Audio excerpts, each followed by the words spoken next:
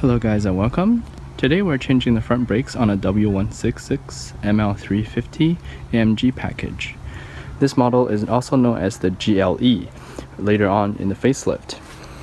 This particular car has the AMG package, which means it has the 350mm diameter front rotors, and that also uses different sets of brake pads. For your car, the procedure is probably the same, but the brake pads might be different, so check with your Mercedes Benz dealership. Alright, let me show you the parts and the tools I'll be using in this procedure, and let's get started. Alright, so here are all the parts and tools that you need for this job. Over here we have the set of brake pads. Again, this is for the AMG package with bigger diameter rotors, so the pads naturally are a little bigger. The outer pads also do not have the extrusions on the two inner corners on the back plate. When you do this car, do not follow this model number, as your car might be different, so check with your dealership and make sure you got the right ones. And also, apart from the brake pads, you also need a brake pad wear sensor. This will clip into the inner pad on the right front wheel, and I'll show you how to do that as we go along into the procedure. And as for the tools, we'll need something to take the wheel off, a 17mm socket, breaker bar, extra leverage, some tools to pry the caliper away from the rotor,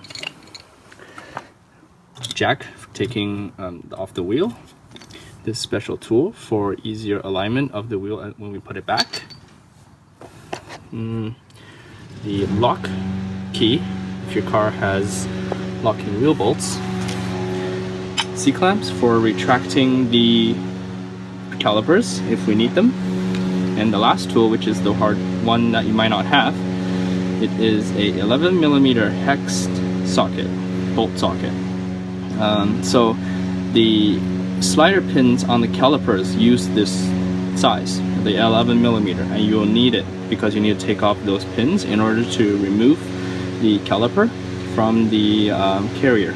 Alright, so the future of myself comes back and let you know that I actually also used the brake piston retraction tool set. This set is not specifically designed for this car, but it will work. Alright, these are all the tools, those are the parts. Let's get started. Before we start with the procedure, we need to take care of a few things. First, we want to make sure the handbrake is on. Since we're only doing the fronts, we don't care about the rears. So make sure that is on, as you can see right here. Next, we're going to remove the start-stop button. This will stop the car from accidentally being started. Just remove the button, put it somewhere safe. Alright, and last thing, we're gonna pop the hood to have a look at the brake fluid level in the reservoir.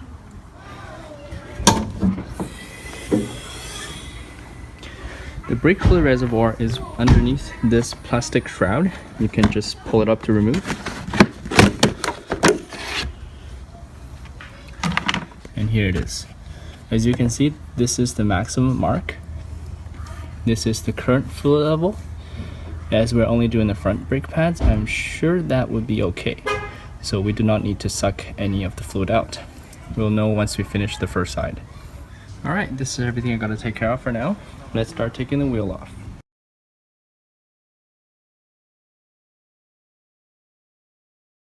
First, we gotta take off this bracket, and we do that by unclipping it from here. There's one mounting point on the top, one on the bottom. We just have to do the top and it will fall off.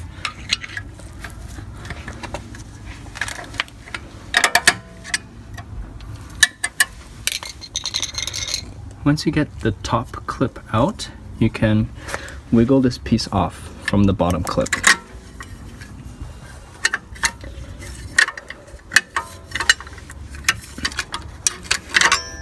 Like so. Alright, now we're gonna pop or retract the pistons back a little bit so it can clear the lip on the rotor here. Be slow at this step.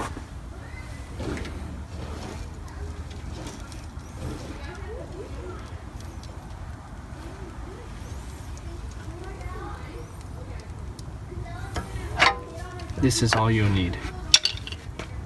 Now we're going to take the front brake pad off of the caliper. The pad has adhesive on the back, so it might be glued pretty tightly onto the caliper. You just have to pry really hard between the caliper and the pad back plate. I already pried a little bit, so it's going to be easier to come off. Like so.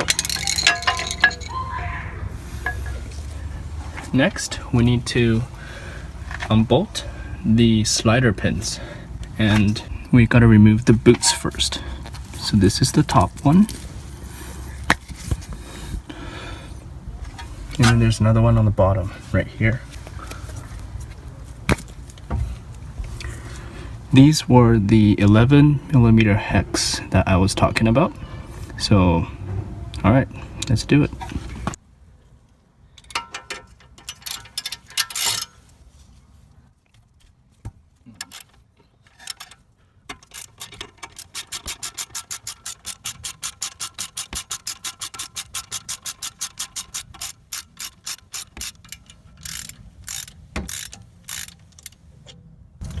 Next, we do the same on the bottom.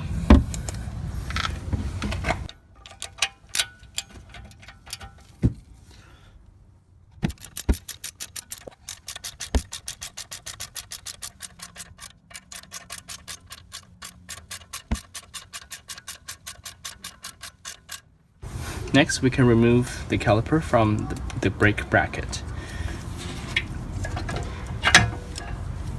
You want to have something down here so you can rest the caliper onto, so it will not put stress on the brake line. Alright, so we'll remove the old outer pad, and just for comparison, you can see the thickness difference between the old and the new one. Alright, the new one can be put right onto the bracket now, and we'll remove the adhesive before we put the caliper back. Next, we'll remove the inner pad. There are little clips that's holding it onto the pistons, so we'll just have to gently pry it off, like so.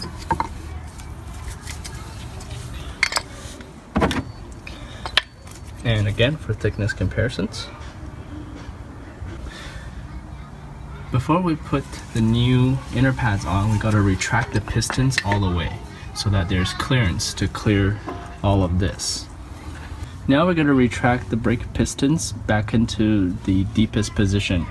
We're going to retract one at a time. So I first put a C-clamp on the one that I will not retract, and I will use a special tool or another C-clamp to retract the other piston. So now I have this set up so this piston will not push out further as I push the top one back in.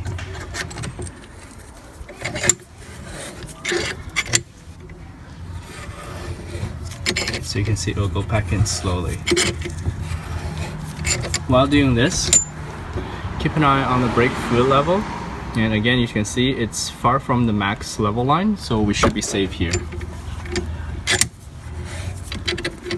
Just keep retracting until it goes to its deepest position.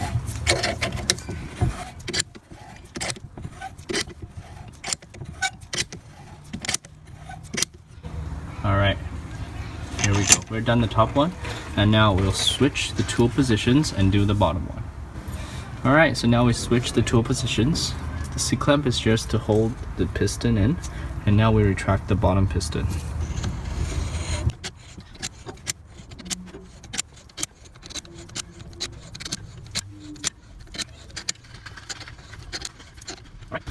So now both pistons are in their deepest position. We can just remove the tools and start the installation.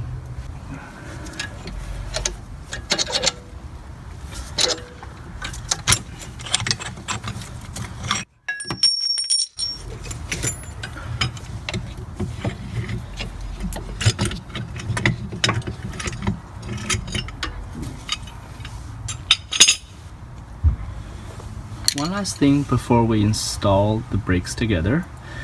Every time I take out the brakes for service, I want to re-lube the slide pins so that they will stay slippery and the inner and outer pads will have even wear. We can just remove the slider pins by pushing on them, And now we'll just add some brake specific lube into the grooves on the slider pins. We'll do the same on the bottom.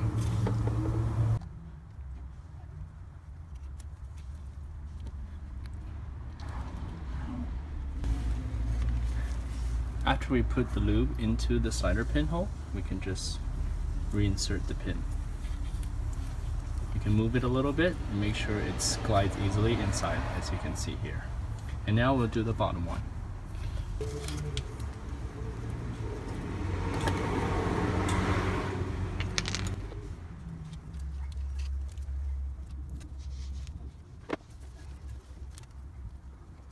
And now they're a lot more slipperier than they were used to be, and we're good to go.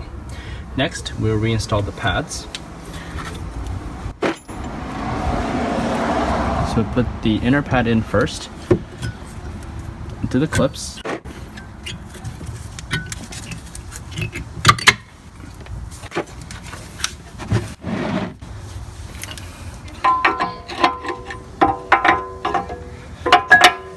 When the outer pad goes on, we'll remove the adhesive.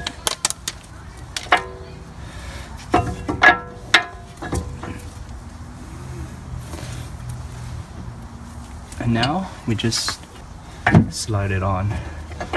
You might have to retract the slider pins a little bit so you have clearance over the bracket. Alright, so next we will retighten the slider pins.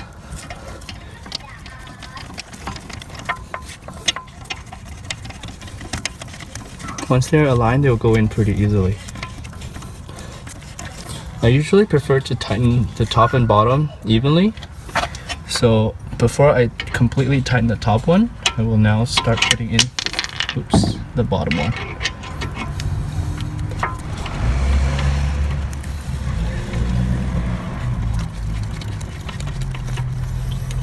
Alright, so when both are hand tightened, I will now get the torque wrench and torque them down to 40 foot-pounds. Alright, so we set the torque wrench to 40 foot-pounds, which is 55 Newton meters, and now we'll tighten up the bolts.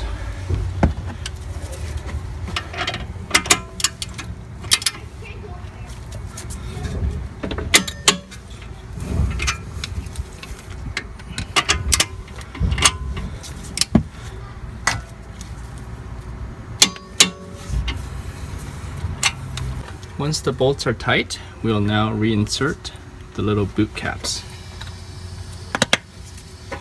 One for the top and one for the bottom. Next, we'll reinstall the tension bracket. Again, we will put the bottom in first, and then we'll clip the top one back in.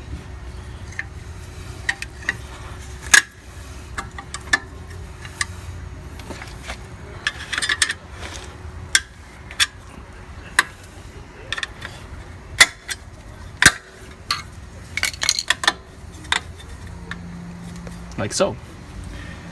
Alright, so this brake is now all done. All we have to do left is put the wheel back on.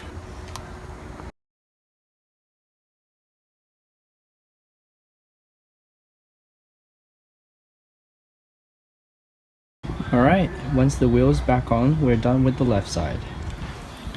And for the brake fluid, it actually went up further than I thought. It's almost at the max line now. So I will have to suck some of the fluid out of this reservoir before I can fully retract the pistons on the other side. And I'll show you how to do it once we're there.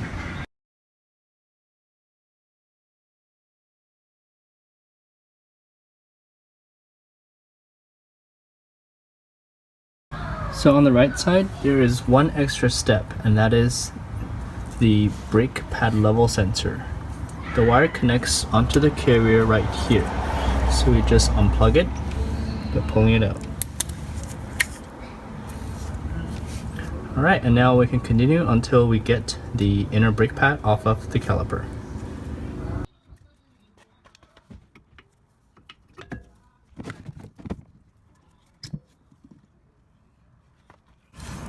So here is the brake pad sensor. and since already worn down into it and broke the wire inside of it, we'll just use the new one. So here's the new brake pad.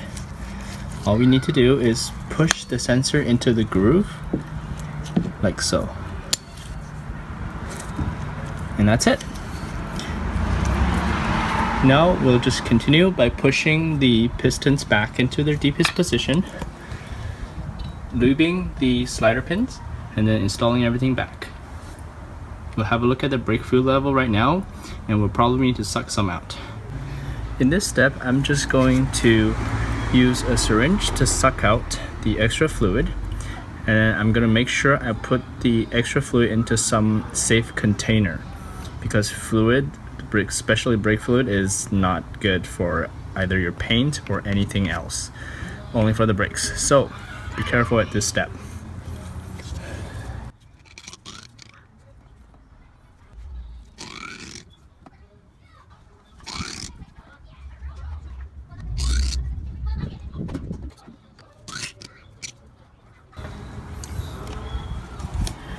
Alright, and after 4 syringe of brake fluid, we are probably good to go. So now we just replace the filter and then screw on the brake fluid cap. I did have a teeny tiny drop of spill right here and over there, so I will have to clean them up right now. To reinstall this cover piece, all we have to do is align the tabs with the holes on the other side and then push down.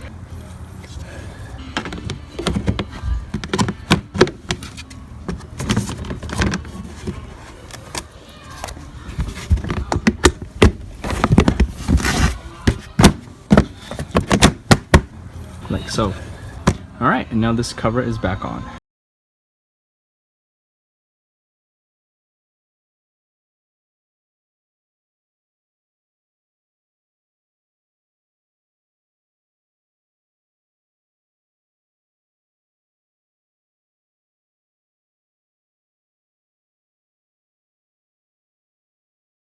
Before we can call this job finished, we have to go in the car and press the brake pedal a few times.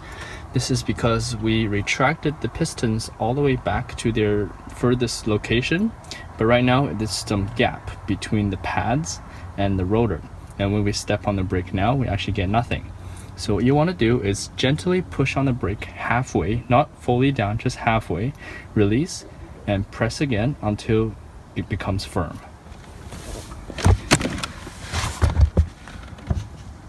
So like that, halfway, back up, halfway again, back up.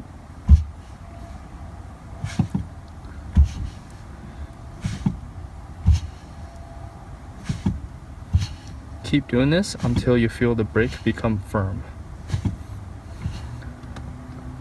Like now.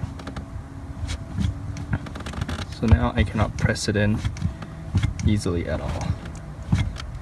Alright, so now the pads are right up against the rotors and we'll have full braking force when we step on the pedal. And now we take a test drive to make sure everything works.